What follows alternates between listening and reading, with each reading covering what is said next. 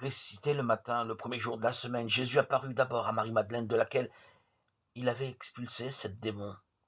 Celle-ci partit annoncer la nouvelle à ceux qui, ayant vécu avec lui, s'affligeaient et pleuraient, quand ils entendirent que Jésus était vivant et qu'elle l'avait vu.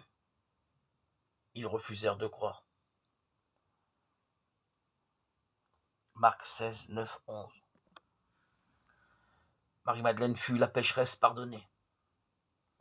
Elle s'était toujours attachée avec amour au pas de Jésus. Elle faisait partie du groupe de femmes qui accompagnaient Jésus et les 12 dans leur cheminement à travers villes et villages pour annoncer la bonne nouvelle.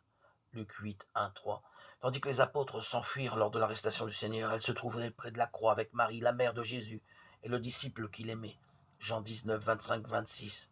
Lorsque le corps du Seigneur eut été déposé dans le sépulcre, Marie-Madeleine ne pouvait encore s'y arracher. Avec Marie, femme de Cléophas, elle restait assise en face du sépulcre. Matthieu 27, 61. Tel fut l'humble service silencieux, l'amour sans défaillance qui a lié pour toujours la bienheureuse Marie-Madeleine à son maître le Christ. C'est à elle que le Seigneur ressuscité voulut se montrer avant tout autre. À elle qu'il confia la première annonce de la joie de sa résurrection. Proclamons que le Christ est vivant et contemplons-le dans la gloire de son royaume.